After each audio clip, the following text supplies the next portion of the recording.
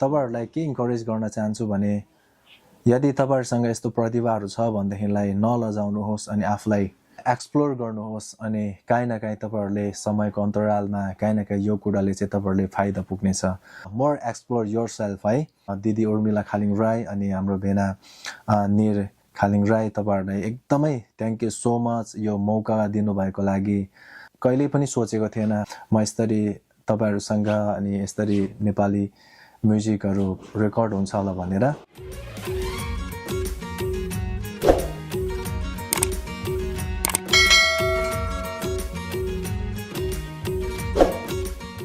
Hello and नमस्ते, म दिनेश खालिङ राई अनि आज पनि फेरि सधैँको जस्तै अर्को भिडियोमा तपाईहरुलाई वेलकम भन्न चाहन्छु।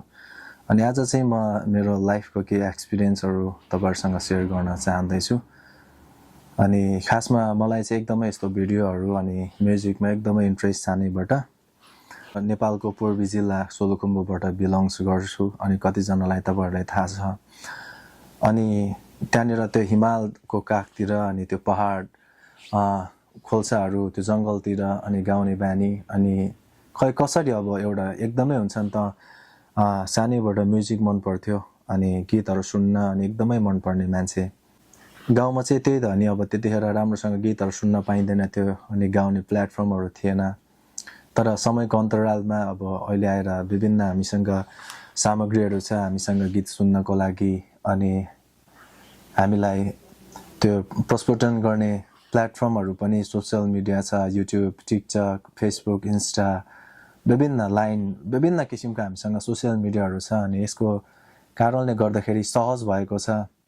हामीलाई यो कारणले गर्दाखेरि हाम्रो हामीमा भएको प्रतिभाहरु चाहिँ प्रस्फुटन गर्नको लागि यो एउटा सुन्दर एउटा प्लेटफर्म हुन सक्छ अनि भइराखेको पनि छ। सानो सानो टुक्रा गीतहरु गाएर अनि फेसबुकमा अनि टिकटकतिर हाल्ने गर्थे अनि अहिले पनि स्टिल म गरिराखेको छु।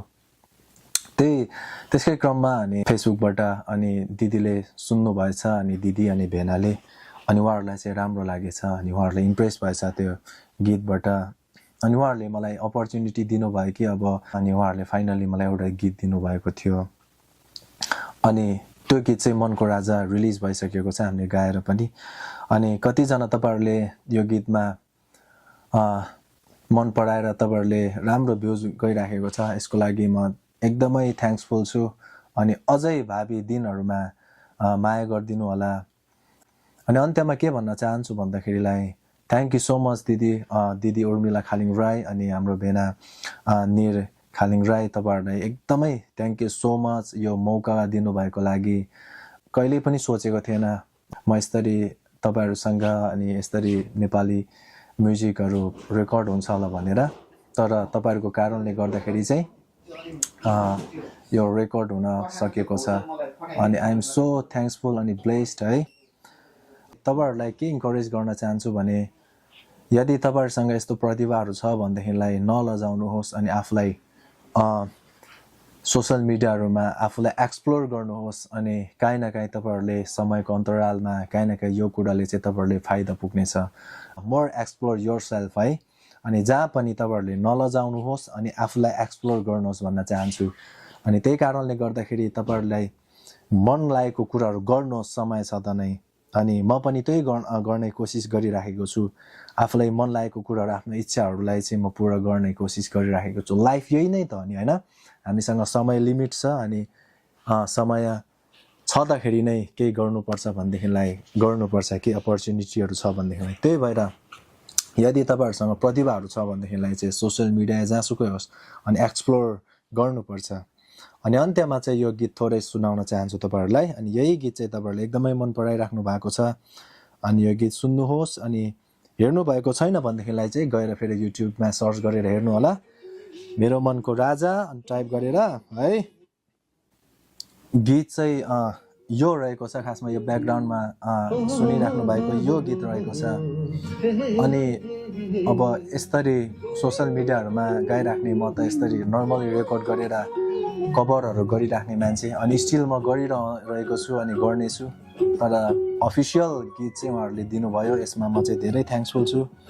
अनि यसमा अब दिदीले मलाई यो मोडलिङको लागि पनि अनि मौका दिनुभएको छ अनि एकदमै आई फिल अलिकति नर्भस अनि त्यही कारणले गर्दाखेरि मेरो एकदमै फर्स्ट टाइमको यो मेरो एक्सपिरियन्स अनि तपाईँहरूले धेरैले माया देखाउनु भएको छ अनि धेरै माया गरिदिनु होला यदि दिदीको च्यानललाई गएर सब्सक्राइब गर्नुभएको छैन भनेदेखिलाई दिदीको युट्युब च्यानललाई पनि सब्सक्राइब गरिदिनु होला अनि भावी दिनहरूमा पनि सायद हामीले म्युजिक